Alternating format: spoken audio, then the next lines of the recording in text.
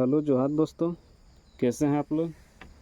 आइए आज साइंस का 5वां प्रैक्टिस सेट करते हैं हम लोग। प्रैक्टिस 4 हो चुका है, आज 5वां है। 31 से लेकर 50 तक है। आप लोगों को पता होगा 20 क्वेश्चन का प्रैक्टिस करते हैं साइंस में। अभी बहुत सारा एग्ज़ाम होने वाला है झारखंड में भी, और जैसे साइंस तो रेलवे समय भी चाहे कोई भी एग्ज़ाम में काम देगा साइंस। तो आइए स्टार्ट करते हैं, और आप लोग वीडियो को लाइक और शेयर ज़रूर कीजिएगा। देखिए पहला क्वेश्चन है, आलू, टमाटर तथा बैंगन किस प्रजातियां हैं। आलू, टमाटर तथा बैंगन किस प्रजातियां की हैं। पहला है सोलेनम, दूसरा है पैंथरा, तीसरा है फेसिल, चौथा है टिग्रिस। बताइए इसका आंसर क्या होगा। आलू, टमाटर तथा बैंगन किस प्रजाति के हैं। तो इसका आंसर होगा ऑप्शन ए। देखिए जो प्रजातियाँ एक होता है वंश, जैसे प्रजातियाँ ये है सोलेनेसी के,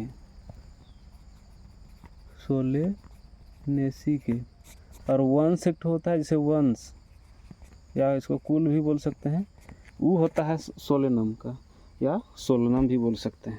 जैसे होता है ना कि आप कौन से प्रजाति के हैं, उस प्रजाति में भी कौन सा वंश के हैं, वही हिसाब से तो वंश हो जाएगा आलू, टमाटर तथा बैंगन सोलेनेसी परिवार, और सोलेनम वंश के हो जाएगा। जैसे टमाटर को लाइकोपार्सिकॉन वंश भी बोला जाता है, लेकिन इसको रखा जाता है इसी में, सोलेनम में। अगला क्वेश्चन देखिए, दूसरा नंबर, बीसीजी का टीका नवजात शिशु को कब दिया जाता है। बीसीजी का टीका नवजात शिशु को कब दिया जाता है। पहला है जन्म के तुरंत बाद, दूसरा है 48 घंटे के अंदर, तीसरा है 7 घंटे के अंदर, और चौथा है 6 महीने के अंदर। बीसीजी का टीका नवजात शिशु को कब दिया जाता है। बीसीजी मतलब पता होगा आप लोग को, बेसिलस कलमिट-ज़्यूरिन बोलते हैं इसको। और ये हमारे देश में जैसे जन्म के तुरंत बाद, यानी मैंने 48 घंटा मानिए ना, 48 घंटा के अंदर लगाता है। अलग अलग देशों में अलग अलग इसका टाइम पीरियड होता है, कहीं कहीं 1 सप्ताह, कहीं 1 महीना में भी लगाता है। जैसे यूके सब में भी टाइम लेता है, लेकिन इंडिया में हम लोग 48 घंटा के अंदर बच्चा को ये सुई देते हैं। तीसरा क्वेश्चन देखिए, गुणसूत्र यानी क्रोमोसोम का अध्ययन किस अवस्था में सबसे अच्छे से किया जाता है। गुणसूत्र यानी क्रोमोसोम का अध्ययन किस अवस्था में सबसे अच्छे से किया जाता है। पहला है मध्यावस्था, दूसरा है पूर्वावस्था, तीसरा है मेटाफेज, चौथा है जाइगोटिन। तो इसका अध्ययन किस अवस्था में सबसे अच्छे से किया जाता है। तो इसका आंसर क्या होगा। इसका आंसर होगा ऑप्शन सी, मेटाफेज। क्यों किया जाता है इससे मेटाफेज, क्योंकि मध्यावस्था, इसको मध्यावस्था भी बोल सकते हैं मेटाफेज को। इससे होता है, इसमें होता है गुणसूत्र सबसे अधिक संघनित और स्पष्ट रूप से दिखाई देता है इस फेज में, इस अवस्था में, जिससे उनकी संख्या, आकार और संरचना का अध्ययन करना आसान हो जाता है। इसलिए मेटाफेज अवस्था में इसका सबसे अच्छे से अध्ययन किया जाता है। तो ऑप्शन सी। चौथा क्वेश्चन देखिए, जड़ विहीन पादप है। जड़ विहीन पादप निम्न में से कौन है। पहला है लेमना, दूसरा है केला, तीसरा है अदरक, चौथा है नींबू। तो जड़ विहीन पादप चारों में से कौन होगा। इसका आंसर गेस कर सकते हैं आप लोग। इसका आंसर होगा ऑप्शन ये, लेमना। क्यों होगा, क्योंकि यह एक तैरता हुआ पौधा है जिसकी जड़ें नहीं होती है, लेमना। इसमें और सारा आता है, पौधा है, जैसे कि एक ठो नाम सुनेंगे अमरबेल। अमरबेल भी है एक परजीवी पौधा है जो बिना जड़ों के जीवित रहता है, अमरबेल। और है जैसे न्यूट्रिकुलेरिया, एक ठो नाम है, पौधा का नाम है। यह भी है एक कीटभक्षी पौधा है जो पानी में तैरता है, और इसका भी जड़ें नहीं होती है। और एक ठो सबसे छोटा पुष्प वाला पौधा के नाम सुनेंगे आप लोग, ओल्फिया। ये भी बिना जड़ों का आता है और पानी में तैरता है, जिसको आप लोग देखते होंगे जमा हुआ पानी में, झील या तालाब में, हरे रंग का होता है। तो इसका आंसर होगा लेमना। 5वां नंबर क्वेश्चन देखिए, मानव शरीर में सबसे बड़ी कोशिका है। मानव शरीर में सबसे बड़ी कोशिका कौन है।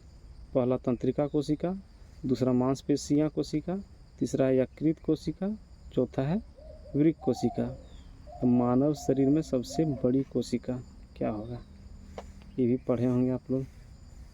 इसका आंसर होगा क्या, ऑप्शन ये, तंत्रिका। कोशिका क्या न्यूरॉन भी कह सकते हैं। और इसी में से यदि पूछे सबसे बड़ी ग्रंथि कौन है, सबसे बड़ी ग्रंथि ग्लैंड कौन है, तो इसका आंसर क्या होगा, इसका आंसर होगा यकृत, लीवर होगा। और सबसे छोटी कोशिका यदि पूछे तो इसका आंसर क्या होगा, इसका आंसर होगा शुक्राणु, जिसका साइज क्या होता है 4 माइक्रोमीटर के बराबर होता है। और सबसे बड़ा अंग यदि पूछता है सबसे बड़ा अंग यदि पूछे तो क्या होगा, तो इसका आंसर होगा त्वचा होगा सबसे बड़ा अंग। जो इसका वजन जो होता है, त्वचा का वजन वो पूरे शरीर के भार का 16% होता है। त्वचा तो सबसे बड़ा अंग क्या होगा, त्वचा होगा। और इसमें होगा तंत्रिका कोशिका, सबसे बड़ी कोशिका। अगला क्वेश्चन देखिए 36 नंबर यानी 6ठा नंबर क्वेश्चन। इनमें से किस विटामिन की कमी से बच्चों के हाथ पैरों की हड्डियां मुड़ जाती है। इनमें से किस विटामिन की कमी से बच्चों के हाथ पैरों की हड्डियां मुड़ जाती है। ऑप्शन है विटामिन ए, दूसरा विटामिन बी, तीसरा विटामिन डी, चौथा विटामिन ई। तो क्या होगा आंसर, किस विटामिन की कमी से हाथ पैरों की हड्डियां मुड़ जाती है, तो इसका आंसर होगा विटामिन डी, मैंने ऑप्शन सी होगा, तीसरा नंबर ऑप्शन विटामिन डी होगा, जिसको क्या बोलते हैं कैल्सीफेरॉल। विटामिन ए को क्या रेटिनॉल, बी को थायमीन और ई को टेकोफेरॉल। तो इसका आंसर होगा ऑप्शन सी। और इसमें क्वेश्चन और पूछता है कि जल में जो घुलनशील विटामिन जल में बराबर पूछता है, तो ये डी, ई और के। और जो वसा में होता है वो क्या बी और सी। और सॉरी से जल में बी और सी होता है, जल में बी और सी, और वसा में ए, डी, ई और के, उल्टा लिख दिए थे। तो जल में घुलनशील बी और सी होता है और वसा में घुलनशील ए, डी, ई और के होता है। चलिए अगला क्वेश्चन देखते हैं 7वां नंबर। पाचन में प्रोटीन किसमें परिवर्तित होता है। पाचन में प्रोटीन किसमें परिवर्तित होता है। पहला है वसीय अम्ल, दूसरा है ग्लूकोज, तीसरा है अमीनो अम्ल, चौथा है माल्टोज। तो पाचन में प्रोटीन, पाचन क्रिया में प्रोटीन किसमें परिवर्तित होता है, इसका आंसर क्या होगा, इसका आंसर होगा ऑप्शन सी अमीनो अम्ल। पता होगा प्रोटीन कितना 20 अमीनो अम्ल से मिलकर बना होता है। 10 ठो बॉडी में पाया जाता है, 10 ठो प्राकृतिक रूप से जाता है। अगला क्वेश्चन देखिए 8वां नंबर। श्वसन क्या है। श्वसन क्या है, ऑक्सीकरण है या अपचयन है या जल अपघटन है या अनिम्नीकरण है। श्वसन कैसी क्रिया है, इसका आंसर क्या होगा, इसका आंसर होगा ऑप्शन ए ऑक्सीकरण क्रिया। श्वसन आपको तो पता होगा कि वातावरण से हम लोग क्या वायु को ग्रहण करते हैं और कार्बन डाइऑक्साइड को छोड़ते हैं। इस क्रिया को क्या कहते हैं, श्वसन क्रिया कहते हैं। अगला क्वेश्चन देखिए 39 नंबर यानी 9वां नंबर क्वेश्चन। मनुष्य के लाल रक्त कोशिका की जीवन चक्र अवधि कितना है। मनुष्य के लाल रक्त कोशिका की जीवन चक्र अथवा अवधि कितना है। पहला 120 दिन, दूसरा 150 दिन, तीसरा है 180 दिन, चौथा है 190 दिन। तो लाल रक्त कोशिका की औसत आयु कितनी होती है, इसका आंसर होगा ऑप्शन ए 120 दिन। और इसका पीएच मान कितना होता है, पीएच मान 7.4 क्षारीय होता है। अस्थि मज्जा में ये इसका निर्माण होता है और पलिया में इसकी मृत्यु होती है। अगला क्वेश्चन देखिए 40 नंबर यानी 10वां नंबर क्वेश्चन साइंस का। वृक्क की कार्यात्मक इकाई क्या है। वृक्क की कार्यात्मक इकाई क्या है। पहला है एरोन, दूसरा है न्यूरॉन, तीसरा है नेफ्रॉन, चौथा है आर्टेरिस। वृक्क की कार्यात्मक इकाई क्या है, एरोन, न्यूरॉन, नेफ्रॉन और आर्टेरिस। इसका आंसर क्या होगा, इसका आंसर होगा ऑप्शन सी। इसमें थोड़ा सा जान लीजिए कि ये जो होता है वृक्क 10 सेंटीमीटर लंबा और 5 सेंटीमीटर लगभग चौड़ा होता है। सेम के बीच के आकार का होता है और प्रत्येक वृक्क में 10 लाख नेफ्रॉन पाए जाते हैं इसमें। और ये वृक्क जिसको किडनी बोलते हैं, इसमें क्या होता है, शरीर में कैसा रहता है इसका स्थिति, तो बायां वृक्क थोड़ा ऊपर और दायां वृक्क थोड़ा नीचे रहता है, ना आगे पीछे थोड़ा रखता है। और एक क्वेश्चन इससे बराबर पूछता है, इससे जो है वृक्क है, याद रखिएगा, इसका जो होता है बाहरी भाग, बाहरी जो आवरण होता है, इसको क्या कहते हैं और भीतरी को क्या कहते हैं, ये बराबर पूछता है, बहुत इंपॉर्टेंट है। इसको कहते हैं कॉर्टेक्स, CORTEX, और इसको मेडुला। ये कॉर्टेक्स और मेडुला याद रखिएगा, बाहरी भाग कॉर्टेक्स से बना होता है, भीतरी भाग मेडुला से। अगला देखिए 11वां नंबर क्वेश्चन, निम्नलिखित में से अधिक जलन किससे पैदा होती है। और थोड़ा बहुत साउंड जाता होगा, जैसे कि थोड़ा बगल में है रेलवे ट्रैक है, थोड़ा कभी कभार ट्रेन पास होता है और इधर वातावरण का थोड़ा सा आवाज़ आता होगा, जैसे चिड़िया उड़िया का आवाज़ आता होगा, तो थोड़ा मैनेज कीजिएगा। निम्नलिखित में से अधिक जलन किससे पैदा होती है। उबलता हुआ पानी, गर्म पानी, तीसरा है भाप, चौथा है इनमें से कोई नहीं। तो निम्नलिखित में से अधिक जलन किससे पैदा होती है, इसका आंसर क्या होगा, इसका आंसर होगा ऑप्शन सी। साइंस में पढ़े होंगे गुप्त ऊष्मा के बारे में, लेटेंट हीट जिसको बोलते हैं, इसी के कारण इसमें सबसे ज़्यादा रहता है भाप का लेटेंट हीट, इसलिए इससे ज़्यादा जलन होता है उबलता हुआ पानी और गर्म पानी की अपेक्षा। अगला क्वेश्चन देखिए 12 नंबर, किस तापमान पर जल का वाष्प में परिवर्तित हो जाता है। किस तापक्रम पर जल जो है वो वाष्प में परिवर्तित हो जाता है। पहला सबका मान केल्विन में दिया हुआ है, पहला है 273 केल्विन, दूसरा है 100 केल्विन, तीसरा है 373 केल्विन और चौथा है 0 केल्विन। तो इसका आंसर क्या होगा, इसका आंसर होगा ऑप्शन सी 373 डिग्री केल्विन। वैसे कितना होता है 100 डिग्री सेल्सियस पे होता है, तो के बराबर क्या होता है, ये होगा 273 प्लस सी, इसमें 100 ऐड हो जाएगा तो केल्विन का मान कितना हो जाएगा 373। अगला देखिए 13 नंबर क्वेश्चन, किसी सिग्नल के तरंग रूप का अध्ययन किसके द्वारा किया जाता है। किसी सिग्नल के तरंग रूप का अध्ययन किसके द्वारा किया जाता है। स्पेक्ट्रम मापी, दूसरा है ऑसिलोस्कोप, तीसरा है सोनोमीटर, चौथा है पीएन जंक्शन डायोड। तो किसी सिग्नल के तरंग रूप का अध्ययन किसके द्वारा किया जाता है, इसका आंसर क्या होगा, इसका आंसर है ऑप्शन बी। ये सब क्वेश्चन सेट प्रैक्टिस करने से देखने को मिलता है, उसे बराबर ये सब क्वेश्चन देखने को मिलता है।